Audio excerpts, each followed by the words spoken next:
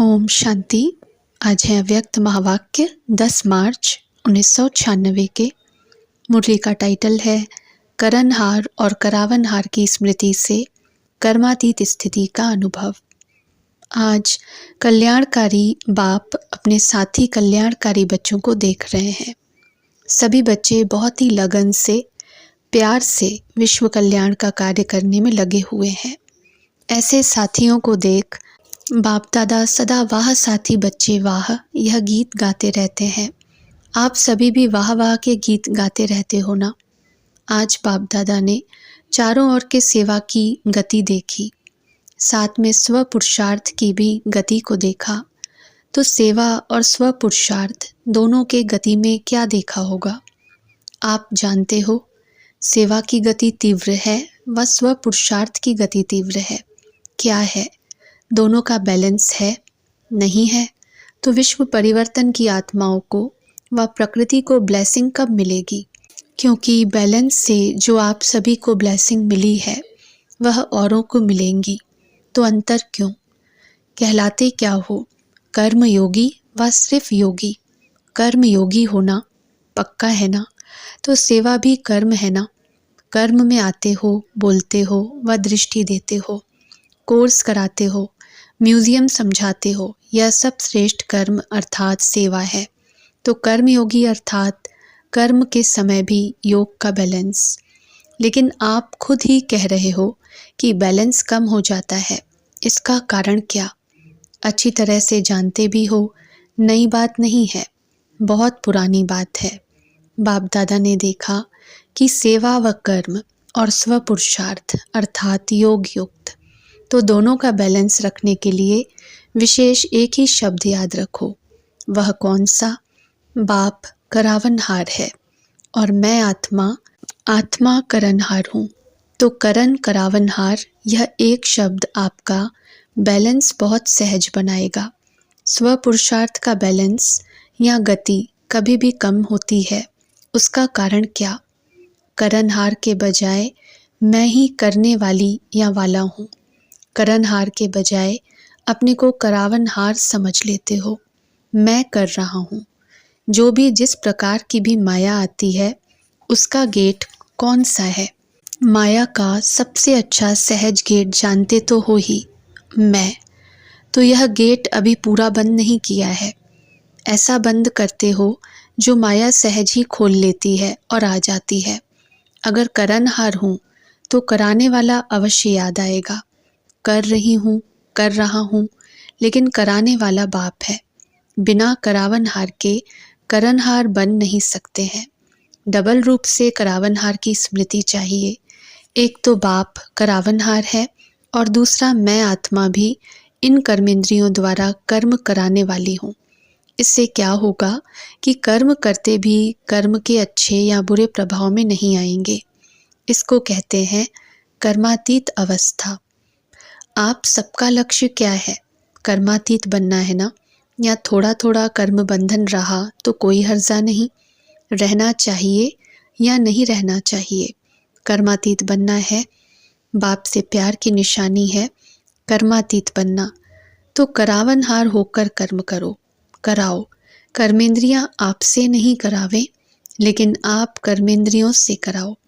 बिल्कुल अपने को न्यारा समझ कर्म कराना, यह कॉन्शियसनेस इमर्ज रूप में हो, मर्ज रूप में नहीं। मर्ज रूप में कभी करावनहार के बजाय कर्मेंद्रियों के अर्थात मन के, बुद्धि के, संस्कार के वश हो जाते हैं।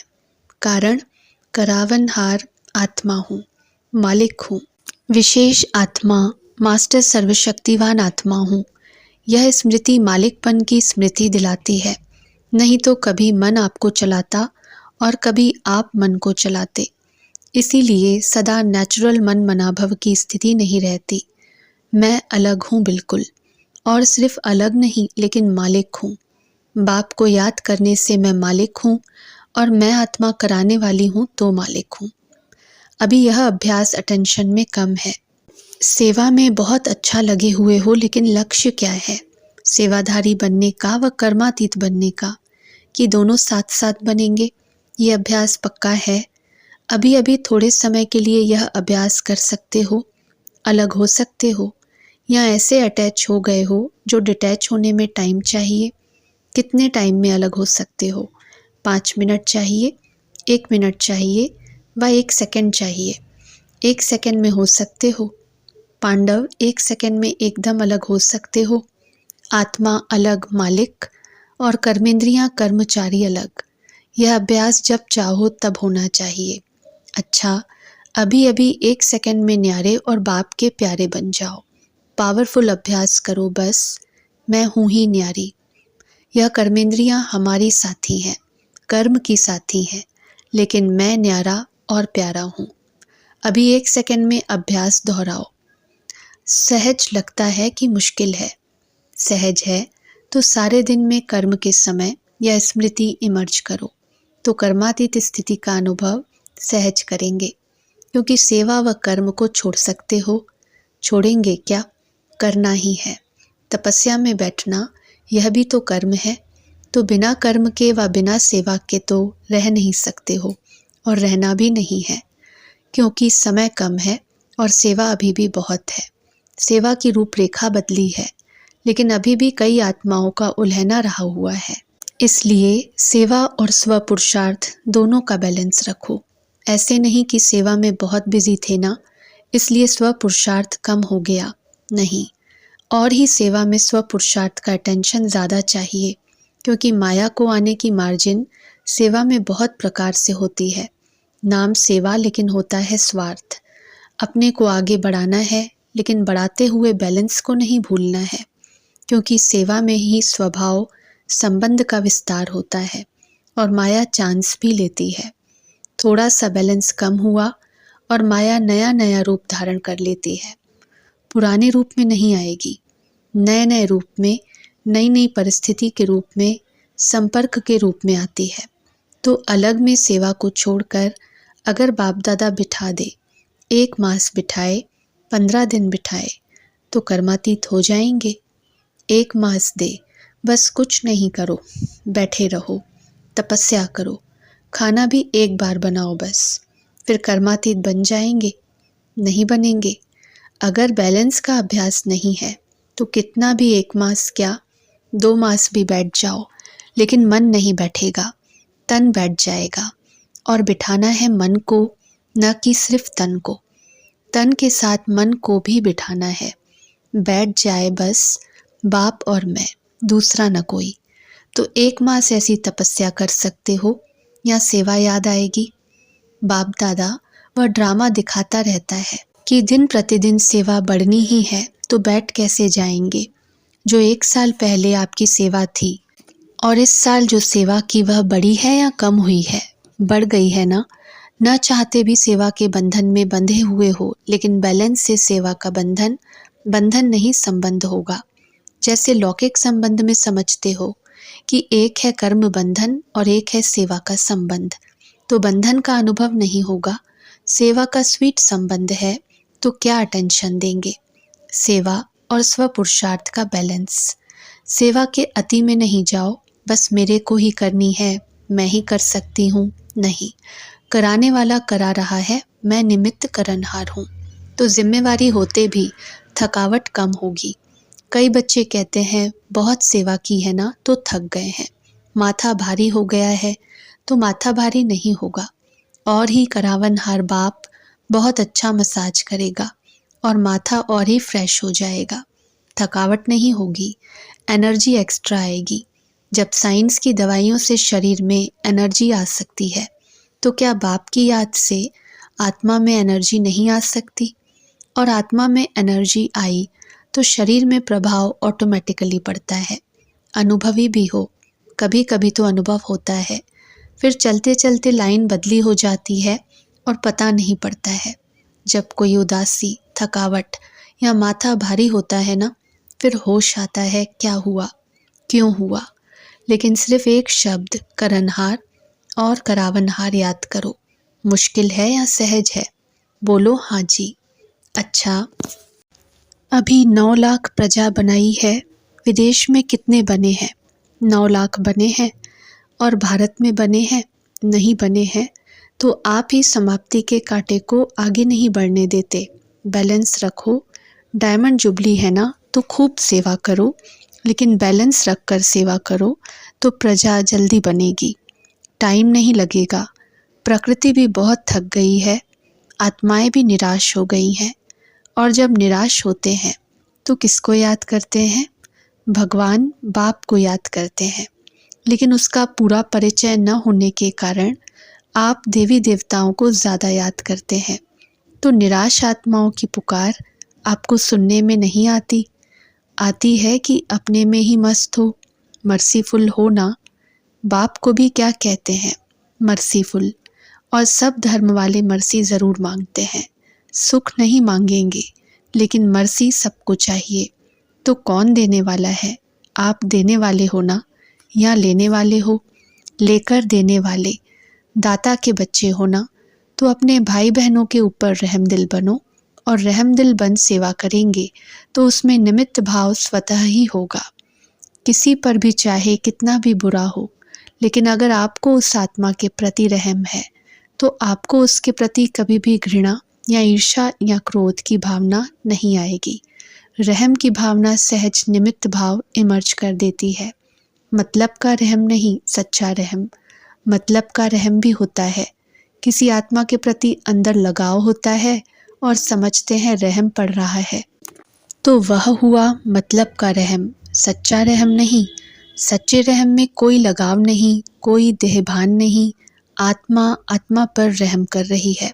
देह अभिमान व देह के किसी भी आकर्षण का नाम निशान नहीं। कोई का लगाव बॉडी से होता है और कोई का लगाव गुणों से, विशेषता से भी होता है। लेकिन विशेषता व गुण देने वाला कौन? आत्मा तो फिर भी कितनी भी बड़ी हो, लेकिन बाप से लेवता है। अपना नहीं है, बाप ने दिया है, तो क्यों नहीं डायरेक्ट दाता से लो। इसलिए कहा कि स्वार्थ का रहम नहीं। कई बच्चे ऐसे नाज नखरे दिखाते हैं, होगा स्वार्थ, और कहेंगे मुझे रहम पड़ता है, और कुछ भी नहीं है, सिर्फ रहम है। लेकिन चेक करो, निस्वार्थ रहम है, लगाव मुक्त रहम है, कोई अल्पकाल की प्राप्ति के कारण तो रहम नहीं है। फिर कहेंगे बहुत अच्छी है ना, बहुत अच्छा है ना, इसीलिए थोड़े की छुट्टी नहीं है।